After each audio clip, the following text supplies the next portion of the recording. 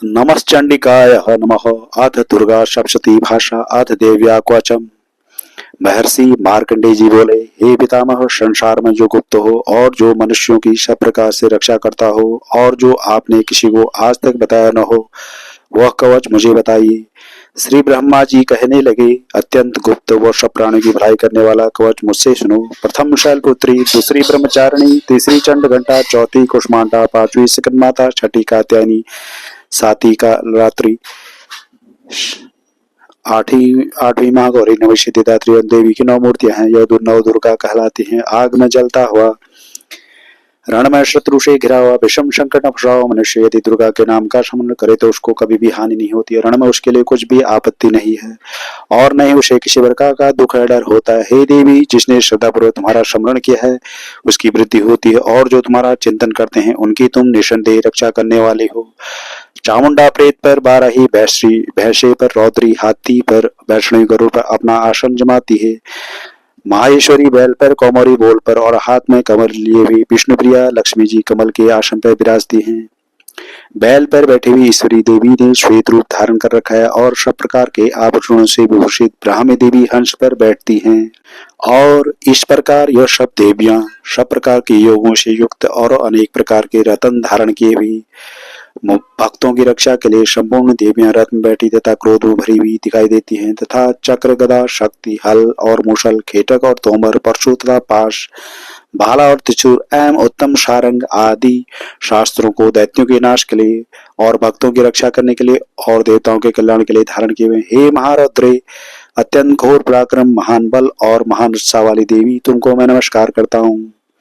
हे देवी, तुम्हारा दर्शन दुर्लभ है और आप सब शत्रुओं के भय को बढ़ाने वाली है। हे जगदम्बे, मेरी रक्षा करो। पूर्व दिशा में ऐन्द्री मेरी रक्षा करे, अग्निकोण में अग्नि शक्ति, दक्षिण में बाराही देवी, नस्त्रकोण में खड़गधारिणी देवी मेरी रक्षा करे, वारुणी पश्चिम दिशा में, वायुकोण में मृगवाहिनी, उत्तर में कौमौरी और ईशान में शूलधारिणी देवी मेरी रक्षा करे, ब्राह्मणी ऊपर की ओर से मेरी रक्षा करे और वैष्णवी देवी नीचे की ओर से मेरी रक्षा करे।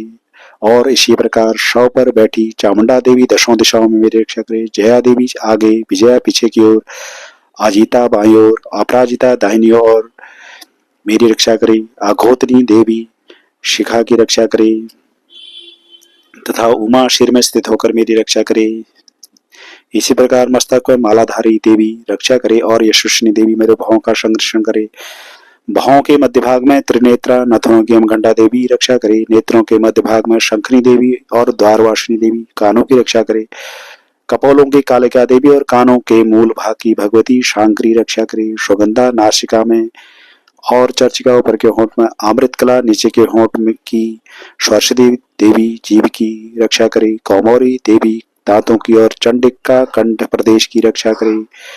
चित्रघंटा गले की घंटी की और महामाया तालु की रक्षा करे। कामाक्षी ठोड़ी की, सर्वमंगला वाणी की रक्षा करे। भद्रकाली गर्दन की और धनुर्धरी पीठ के मेरुदंड की रक्षा करे। कंठ के बाहरी भाग की नीलगिरीवा और कंठ की नली की नलगुबरी रक्षा करे। दोनों कंधों की खड़गनी देवी और वज्रधारणी मेरी दोनों बाहों की रक्षा करे। दंडनी दोनों हाथों की और अंबिका देवी समस्त अंगुलियों की रक्षा करे। शूलेश्वरी देवी संपूर्ण नखों की, कुलेश्वरी देवी मेरी कोक्षी की रक्षा करे। महादेवी दोनों स्तरों की, शोक विनाशिनी मन की रक्षा करे। ललिता देवी हृदय की रक्षा करे। शूलधारिणी उदर की रक्षा करे। कामिनी देवी नाभि की रक्षा करे। गुहेश्वरी गुहस्थान की, पूतना और कामिका लिंग की और महिषावान वाहिनी गुदा की रक्षा करे। संपूर्ण इच्छाओं को पूर्ण करने वाली महाबला देवी दोनों जंघाओं की रक्षा करे। विंध्यावासिनी दोनों घुटनों की और तेजस्वी देवी दोनों पांव के पृष्ठभाग की, श्रीधरी पांव की अंगुलों की, स्थलवासिनी तलवों की, दृष्टा कलालिनी देवी नखों की, उध्रकेशनी देवी केशों की, बागेश्वरी देवी वाणी की रक्षा करे। रोमा वालियों के छिद्रों की, कौबौरी और त्वचा की बागेश्वरी देवी रक्षा करे। पार्वती देवी रक्त, मजा, वर्षा, मांस, हड्डी की रक्षा करे। कालरात्रि आंतों की रक्षा करे। मुकुटेश्वरी देवी पित्त की, पद्मावती का कमल कोश की रक्षा करे। चूना मणि कफ की रक्षा करे। ज्वालामुखी नसों के जल की रक्षा करे। अभेदा देवी शरीर के सब जोड़ों की रक्षा करे। ब्राह्मणी मेरे वीर की रक्षा करे। छत्रेश्वरी छाया की और धर्म धारणी मेरे अहंकार, मन तथा बुद्धि की रक्षा करे। प्राण, अपान, समान, उदान और बयान की वज्रहस्ता देवी रक्षा करे। कल्याण शोभना मेरे प्राण की रक्षा करे। रस रूप गंध स्पर्श इन विषयों का अनुभव करते समय योगिनी देवी मेरी रक्षा करे और मेरी सद्गुण रजोगुण तमोगुण की रक्षा नारायणी देवी करे। आयु की रक्षा बाराही देवी करे वैष्णवी धर्म की, तथा चक्रणी देवी मेरे यश कीर्ति लक्ष्मी धन की विद्या की रक्षा करे। इंद्राणी मेरी शरीर की रक्षा करे और हे चंडिके आप मेरे पशुओं की रक्षा करे। महालक्ष्मी मेरे पुत्रों की रक्षा करे और भैरवी मेरी पत्नी की रक्षा करे। मेरे पथ की सुपथता मार्ग की क्षमाकारी देवी रक्षा करे। राजा के दरबार में महालक्ष्मी तथा शुभ व्याप्त रहने वाली विजया देवी चारों ओर से मेरी रक्षा करे। जो स्थान रक्षा से रहित हो और कौच में रह गया हो उसकी पापों का नाश करने वाली जयंती देवी रक्षा करे। अपना शुभ चाहने वाले मनुष्य को बिना कवच के एक बार भी नहीं जाना चाहिए, क्योंकि कवच रखने वाला मनुष्य जहाँ भी जाता है वहाँ वहाँ उसे अवश्य धन लाभ होता है तथा विजय प्राप्त करता है। वह जिस अभिष्ट वस्तु की इच्छा करता है उसको इस कवच के प्रभाव से अवश्य मिलती है और वह इसी संसार में महा ऐश्वर्य को प्राप्त होता है।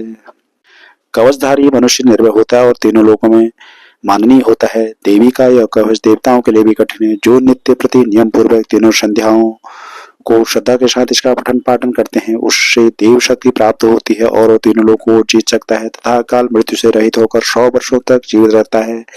उसकी लूता चर्म रोग विस्फोटक आदि समस्त व्याधियां समूल नष्ट हो जाती हैं और स्थावर जंगम तथा कृत्रिम विष दूर होकर उनका कोई असर नहीं होता है तथा समस्त विचारक प्रयोग और इस तरह के जितने यंत्र मंत्र तंत्र इत्यादि होते हैं इस कवच के हृदय में धारण कर लेने से नष्ट हो जाते हैं। इसके अतिरिक्त पृथ्वी पर विचरने वाले भूचर नभचर जलचर प्राणी उपदेश मात्र से सिद्ध होने वाले निम्न कोटि के देवता, जन्म के साथ प्रकट होने वाले देवता, कुल देवता, कंठमाला आदि डांकनी शांगनी, अंतरिक्ष में विचरने वाली अत्यंत बलवती भयानक डांकनियां, ग्रह भूत यक्ष गंधर्व राक्षस ब्रह्म राक्षस बैताल कुष्मांड और भैरव आदि अनिष्टकारक देवता भी उस मनुष्य को जिसने की अपने हृदय में यह कवच धारण किया है देखते ही भाग जाते हैं। इस कवच के धारण करने से मान और तेज बढ़ता है। जो मनुष्य इस कवच का पाठ करके उसके पश्चात सप्तशती चंडी का पाठ करता है उसका यश जगत में विख्यात होता है और जब तक वन पर्वत और कानादि इस भवमंडल पर स्थित होते हैं तब तक यहाँ पुत्र पौत्र आदि संतान परंपरा बनी रहती है। फिर देहांत होने पर ऐसा मनुष्य परम पद को प्राप्त होता है जो देवताओं के लिए भी कठिन है और अंत में सुंदर रूप को धारण करके भगवान शंकर के साथ आनंद करता हुआ परम मोक्ष को प्राप्त होता है।